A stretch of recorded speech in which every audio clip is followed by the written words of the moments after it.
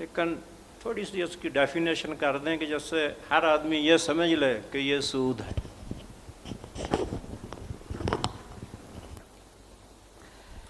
بہت اچھا سوال کیا کہ اللہ تعالیٰ نے جتنی سخت وعید سود کے بارے میں بیان فرمائی، شاید ہی کسی جرم کے بارے میں بیان فرمائی کہ اللہ رسول سے جنگ کا، اور وہ جرم جن کے بارے میں کہا کہ کلمہ گو بھی یہ کریں گے تو ہمیشہ دوزخ میں رہیں گے، ان میں سے ایک قتل ناحق ہے، اور ایک یہ بات ہے سود کی بہت بڑا جرم ہے، اور اللہ کے رسول نے لکھنے والے، گواہ لینے دینے سب پر لعنت کی، اور جیسے میرے بھائی نے کہا کہ فرمایا 36 اس میں گناہ ہیں، جن میں سے کم از کم یہ ہے کہ وہ اپنی حقیقی ماں سے زنا کرے، توبہ، ایک جرم، اس سے بڑا کوئی گناہ نہیں بیان ہوا۔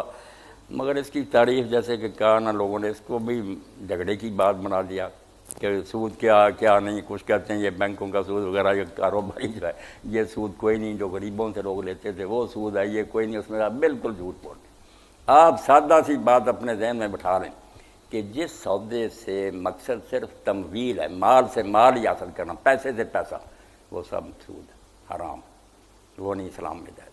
جس میں کہ آپ پیسے کے ذریعے کوئی معاشرے کی خدمت انجام دیں، کوئی فیکٹری قائم کریں، کوئی چیز باہر سے منگا کر لوگوں کو سپلائی کرے، کوئی چیز بنا کر لوگوں کو دیں، اس کے عوض کوئی نفع لے نا، وہ ربا نہیں، وہ ربا ہے، نفع ہے۔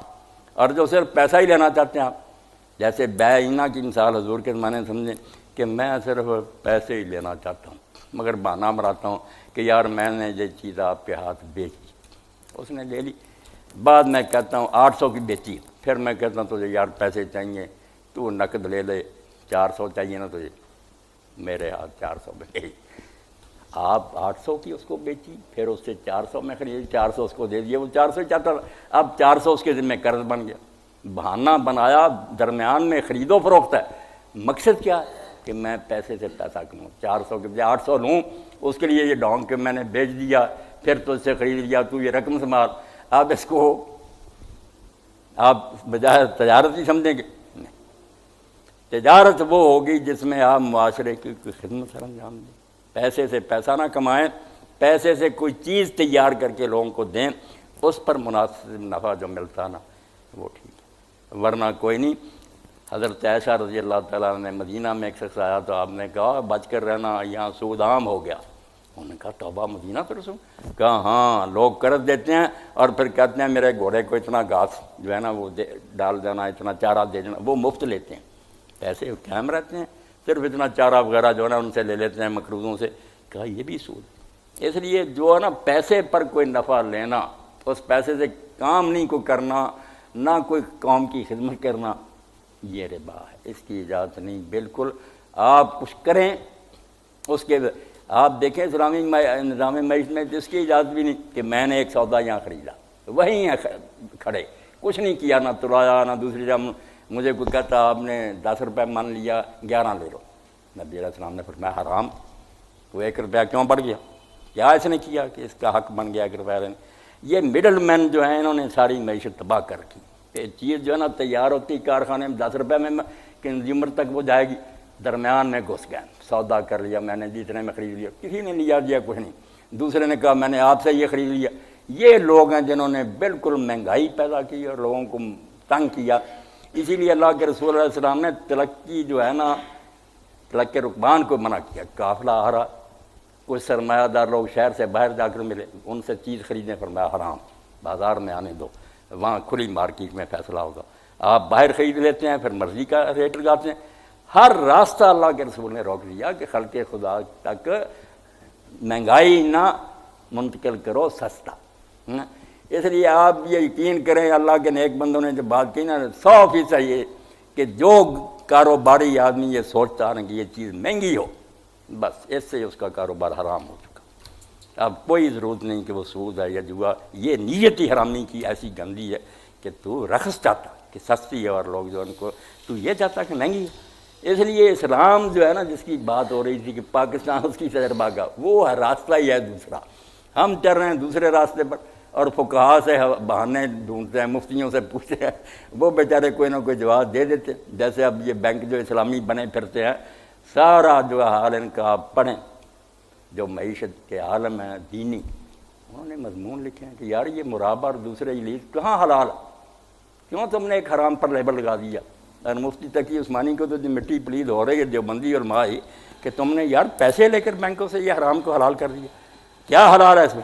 دھوکہ دیتے ہیں ہم یہ لیز پر دے رہے ہیں، فلاں کر رہے ہیں فلاں. مقصد وہی ہے کہ زیادہ پیسے لے لیں، اس کے لیے کوئی طریقہ سوچ لیتے. تو پیسے کے ذریعے پیسہ جو نا نہیں کما سکتے.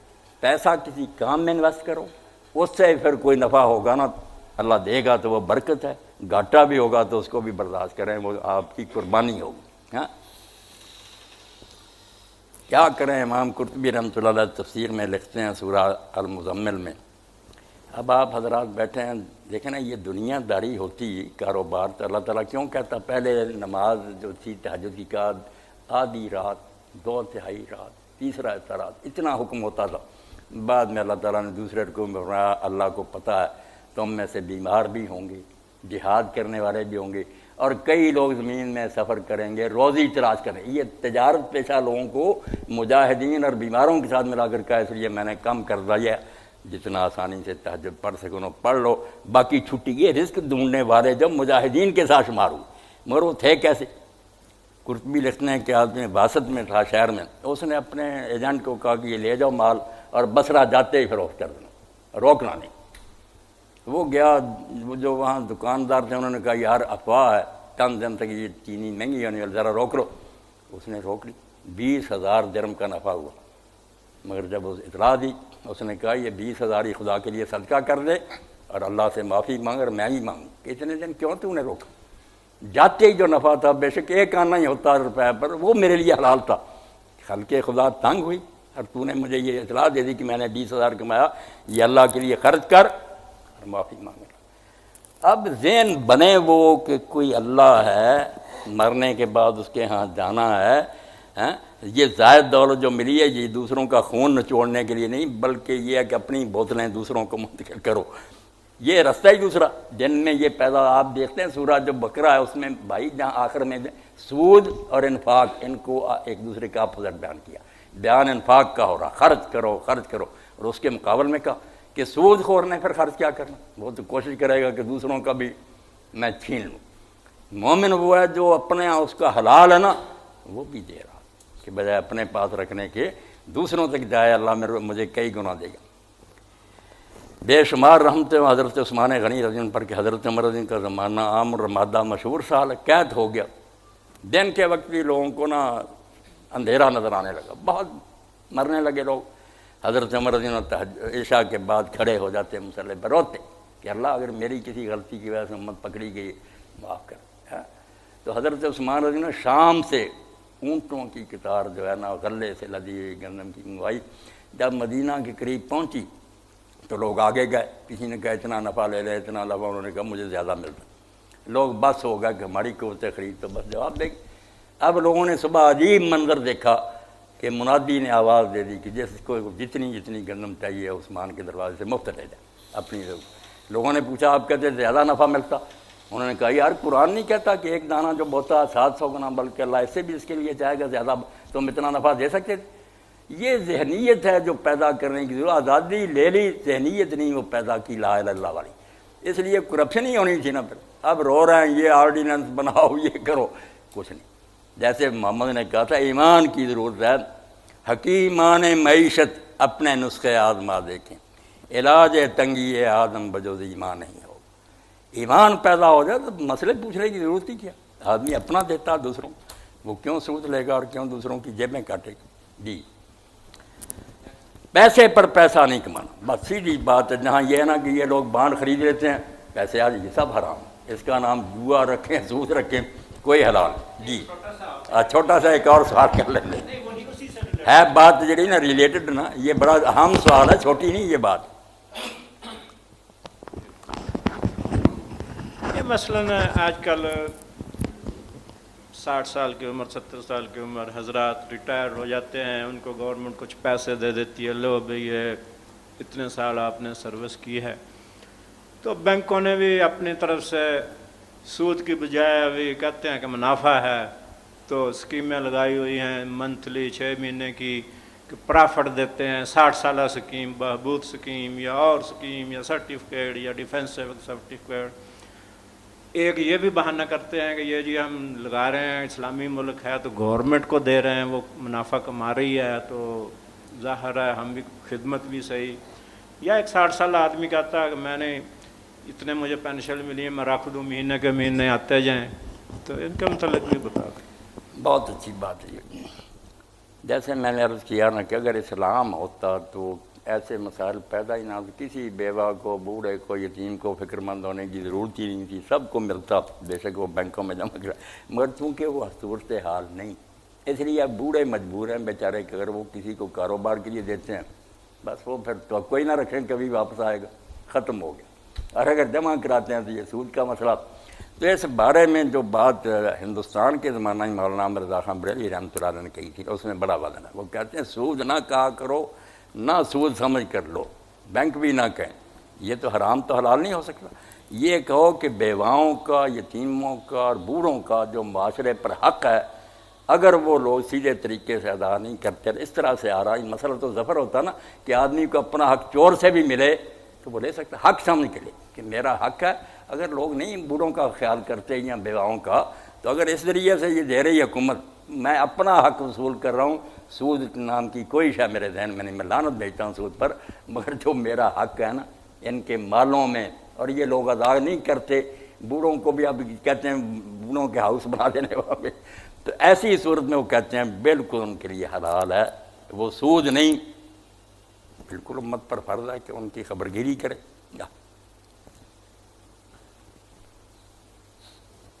جی اس وقت بھی سودی نظام میں ان کی مدد تو ہو گئی نا، آپ نے پیسہ جب جمع کرایا. مدد تو کر ہی رہے. ہم حج کے لیے جاتے ہیں، بینک کے پاس جمع کراتے ہیں پیسے، وہ بھی جتنے مہینے رہتے ہیں وہ فائدے اٹھاتے ہیں. اس کا حل یہ کوئی نہیں کہ ہم ایک جزیہ پر جھگڑے کہ یہ بینک کی مدد ہوگی یہ ہوگی. حل تو یہی ہے کہ اس پورے نظام کو دریا برد کریں اور جو اللہ رسول نے نظام دیا اس کو برپا کرنے کی کوشش کریں. مگر وہ نظام کہیں پڑا نہیں، جیسے دینی جماعتیں میں کہہ دیتے حکومت یہ کر دے. حکومت کے پاس بھی کوئی علادین کا چراغ نہیں ہے کہ وہ وہاں سے لے آئے اور یہاں نہ سیٹ کر دے، مشین نہیں ہے. اس کے لیے تو کہ لوگوں کے ذہن تبدیل ہو، نظام تعلیم کی تبدیلی نہ ہو. میں کہتا ہوں 60-70 سال بھی صبر کرنا پڑے نا، کوئی بات نہیں، چلتے رہنے دے جو چل رہا. کوئی مسئلہ نہ چھڑے، کوئی مفتی فتویٰ نہ دے کہ یہ حرام ہے یہ حرام ہے. کیوں لوگوں کو تنگ کرتے ہیں؟ چھڑا دیں گے آپ، فتویٰ دے کر صرف مصیبت میں ڈالتے ہیں. اللہ کے رسول علیہ السلام کو دیکھیں کہ وہی نازل ہو رہی تھی، آپ صاحب معجزات تھے، صحابہ کرام جیسے لوگ آپ کو میسر تھے کہ جو آپ کے پسینے کی جگہ خون بہانے کے لیے تیار تھے. مرسود کب ختم کیا آپ؟ آیتیں اتر چکی تھیں، یہ سب کچھ بتایا تھا اللہ نے. مگر حجۃ الوداع کے خطبہ میں کہا کہ آج میں سود کو اپنے پاؤں تلے رونتا ہوں اور سب سے پہلے اپنا چچا عباس کا سود جو ہے ختم کروں. وفات سے 3-4 مہینے پہلا. اور جو شراب تھی چلتی رہی. آپ صحیح بخاری میں پڑھیں کہ جو لوگ میدان احد میں گئے 70 سب کے پیٹ میں شراب پی کے وہ شہید ہوئے. نہیں، اللہ نے حرام حوصلہ کیا، بتایا شروع سے ہی کہ یہ بری بات ہے. پھر منازوں کے وقتوں میں مگر یہ کہا کہ بند کرنا ایک چلتے ہوئے کام کو آسان ہے، پہلے ذہن تیار کرو. جب ذہن بن گیا تو پھر آپ دیکھتے ہیں جیسے مولانا ابوالحسن ندوی لکھتے ہیں قرآن میں جتنے ہیں سوال لوگوں نے کیے ہیں. آپ نے نہیں کہا کہ یہ یسالونک عن الخمر، لوگ پوچھنے لگے، فکر مند ہو گئے کہ جب قیامت آنی ہے صاحب یا رسول اللہ اس کا کیا بنے. لوگ گرم ہو گیا، پھر ذرا چوٹ لگائی، کام ٹھیک ہو گیا. جب ذہن بن چکا تھا اعلان ہوا کہ شراب حرام کر دی گئی، جو منہ سے لگی تھی قے ہو گئی، پیالے ٹوٹ گئے. اب خیالی پلاؤ پکائیں کہ بس کوئی حکم جاری کر دے صدر مملکت اسلام آ جائے گا. بیوقوفوں کی بات. انسان کو تبدیل کرنے کے لیے اس کے اندر یہ چیزیں ذہن میں جمانے کی ضرورت. بڑی پیغمبروں کی عمریں ختم ہو گئیں کہ اللہ ہے جو دیکھ رہا ہے، قیامت ہے جہاں تم نے حساب دینا ہے، وحی الہی کے علاوہ کوئی رہنمائی نہیں ہے.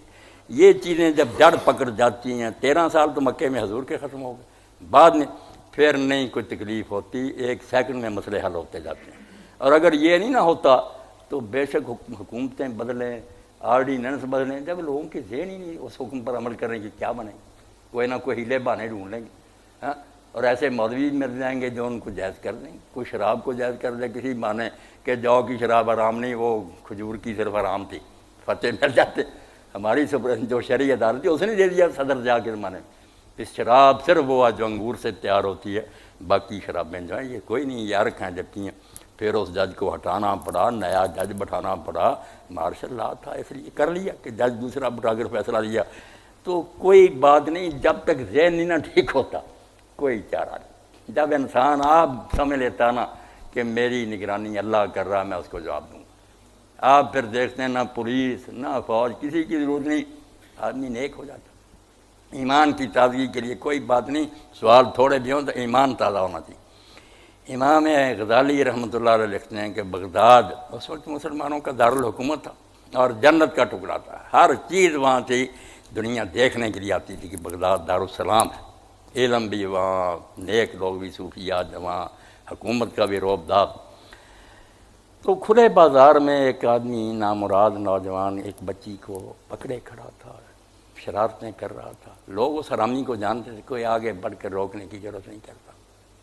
اتنے میں ایک شخص آیا، اس نے لوگوں سے پوچھا کہ یہ کیا جمگٹا؟ انہوں نے کہا معاملہ یہ ہے، مگر کون روکے اس حرامی کو، سب اپنی عزت کا خیال رکھتے ہیں۔ وہ قریب گئے اور کان میں کچھ کار چلتے بنے، وہ بے ہوش ہو کر گر گیا۔ اب لوگوں نے اس کے ہاتھ پاؤں ملے، ہوش میں آیا تو اس نے پوچھا یہ آدمی کون تھا؟ انہوں نے کہا تو نے یار بشر کا نام سنا؟ بشر ابن الحارث الحافی۔ میں نے کہا شاید سنا تو ہے کہ شہر کے بڑے ولی ہیں، مگر میں کبھی انہیں ملا نہیں۔ انہوں نے کہا وہی تھے۔ تو تجھے کیا کہا؟ اس نے کہا انہوں نے میرے کان میں صرف یہ بات کہی کہ تو کیا کر رہا ہے، تیرا خدا تجھے دیکھ رہا۔ 7 دن بخار میں مبتلا رہ کر مر گیا، بخار ہو گیا اس کو، کانپتا ارار مر گیا۔ اس نے کہا تو کیا کر رہا، تیرا خدا تجھے دیکھ رہا۔ اب کوئی مولوی اس کی فکر نہیں کرتا، کوئی جماعت نہیں کرتی کہ لوگوں میں ایمان پیدا کرنے کے لیے اللہ کے رسول کے طریقہ پر کوئی کوشش کی جائے۔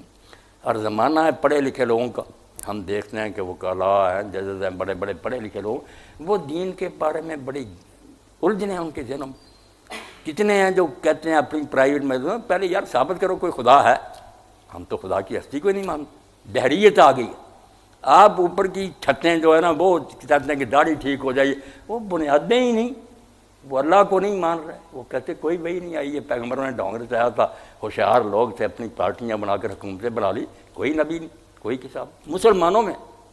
اس لیے پہلے ایمان کی تو فکر ہو کہ یا ایھا الذین آمنوا آمنوا، جو ایمان کے دعوے کرتے پہلے سچے مومن بنو کہ اللہ ہے، یقین کے ساتھ، سنی سنائی باتیں۔ میں نے وہ میرے دوست ہی تھے جسٹس رستم علی، یہاں ہی تھے، وہ سول جج سے گئے ریفریشر کورس کے لیے کراچی اسلام آباد پہ، ججوں کو نہ تربیت دی جائے اسلامی کا۔ انہوں نے بتایا کہ مولانا ڈاکٹر انیس احمد کے پاس ہم جب 30 دن رہے نا، جو ہم نے سنا اور دیکھا، ساری عمر بھی ہم پڑھتے ایسے مومن نہ بن سکتے۔ ڈاکٹر صاحب نے پہلے دن کہہ دیا کہ یہاں مسلم بن کر نہ رہنا، اگر تم کہو گے نا کہ ہم مسلمان ہیں، اعتراض نہیں کرنا، کچھ نہیں سیکھ سکتے، کھلے کافر بن جاؤ۔ اللہ نہیں مانتے نہ مانو، دلائل مانگو، ہم سے رسول کے بارے میں مانگو کہ کیوں ہم مانتے ہیں کہ حضور سچے ہیں۔ اتنی دنیا عیسائی ہندو کاری جھوٹے ہیں، پیغمبر کو سچا ثابت کر۔ کہتے ہیں ان دنوں میں ہم نے سوال بھی کھلے دل سے کیے، کسی نے ہمیں کافر پہ نہیں کہا۔ انہوں نے کہا بھائی اپنے کانٹے جو دل میں چبھے ہوئے وہ نکالو، یقین پیدا ہو جائے، یقین پیدا کرے غافل کہ مغلوب گماں تو ہے۔ سوال کہتا پہلے یقین تو پیدا کر، یہ شک والا ایمان جو باپ دادے سے سنا اس کا کیا فائدہ؟ جب صحیح ایمان پیدا ہو جائے گا نا دلیل اور بصیرت کی روشنی میں، پھر وہ بوجھ اٹھائے گا، پھر آپ کسی سیٹ پر بھی ہوں گے، نہ لالچ گمراہ کر سکے گا، نہ خوف آپ کو راستے سے ہٹا سکے گا۔ بڑی طاقت ایمان میں، مگر یہ پیدا ہوتا ہے بصیرت سے کہ دلیل ہو، ہر بات دلیل سے آدمی مانے، سنی سنائی نہ مانے۔ اب دینی علماء بھی جب کتابیں لکھتے ہیں نا، فرض کر کے نا کہ ہم مسلم آگے شروع کرتے وضو کا طریقہ، اور بھائی پہلے ہمارے ایمان کی فکر تو کرو۔ مکی صورتوں میں جو اتنا زور ہے ایمان پر کہ لوگوں کو منوایا گیا ہے دلائل سے کہ اللہ ہے، ایک ہے، اس کی یہ صفتیں۔ میں تو یونیورسٹی میں کئی مرتبہ خراب ہوتا تو کہتا ہوں بھائی آپ لوگ جتنا خدا کو سمجھ سکتے ہیں ہم مولوی کیسے سمجھ سکتے؟ آپ کی جو ایک جو نا کلاس ہے اس میں جو آپ پڑھاتے ہیں علوم، اگر صحیح سٹارٹ کریں تو آپ کا ہر علم دعائی دے رہا کہ خدا موجود ہے جس نے یہ پلاننگ کی ہے۔ اتنا برین، اتنا میتھمیٹکس خرچ ہوا کہ بغیر عقل کیا یہ ہر شعبہ جو ہے کیمسٹری فزکس دعائی دے رہا کہ سوچا سمجھا ہوا، ہر چیز کے پیچھے پلاننگ ہے، یہ بغیر پلان رکھے۔ ہاں، اس پر کئی علماء نے مصر میں اللہ والکون لکھی، یہاں ڈاکٹر غلام جیلانی بڑھ، چلو اس کی مرائیاں الگ ہیں، بعد میں توبہ کر گیا۔ 2 قرآن جو اس نے لکھی، میں آپ سب دوستوں سے کہوں گا کہ آج کے دن کا تحفہ سمجھیں 2 قرآن۔ اس نے کہا ایک قرآن کتاب کی شکل میں، ایک قرآن یہ پھیلا ہوا میرے اپنے اندر، میں بھی اللہ کی ایک آیت ہوں نشانی، یہ ساری کائنات زمین و آسمان۔ اللہ قرآن میں کیسے کہتا کہ دن اور رات کے آنے میں، بادلوں میں، بارشوں میں، اللہ آیات تلے اور جیسے قرآن کی آیتوں کا آیت کہتا، آیات کہتا کہ عقل مندوں کے لیے ان میں آیات، غور کرو پتہ چلے گا کہ یہ اپنے آپ ہو رہا، سورج باقاعدگی سے آتا، راستہ مقرر، اور جہان کو اتنے فائدے پہنچا رہا، اس سے کیا کچھ ہو رہا، یہ چیزیں تمہیں نظر نہیں آتی کہ بالکل سوچی ہوئی اور ایک صانع اور مدبر کی یہ باتیں۔ تو بہت اعلیٰ کتاب ہے، پہاڑوں کا باب، سمندروں کا باب، آیتیں لے کر پھر سائنسی جو ہے نا تجربات آج تک کے وہ دیے، اور بڑے بڑے سائنسدانوں کے حوالے ہیں جو لیبارٹری رومز میں سجدوں میں گر گئے، جب آیا نا سامنے خوردبین کے، بے اختیار سجدے میں گر کے، او گاڈ گریٹ۔ تو جب تک یہ ایمان نہیں نہ پیدا ہوگی، سچی بات ہے، مسئلے جانا شروع کر مسواک یوں کرو، سب بیکار باتیں۔ آپ ڈیکوریشن کرو ہو رہا ہے، عمارت کی بنیادیں ختم ہو چکی، گھن لگ چکا، لوگ خدا رسول کے منکر ہو گئے، آخرت کے منکر ہو گئے، تم آخری باتیں کرتے ہو کہ یہ بن دو یہ بن دو، یہ سب ہو جائیں گی ٹھیک، ایک دن میں ہو جائیں گی، داڑیاں بھی آ جائیں گی سب کو، مگر پہلے ایمان پیدا کرو کہ لوگ مانیں کہ رسول سچا اور آخرت آنے والی۔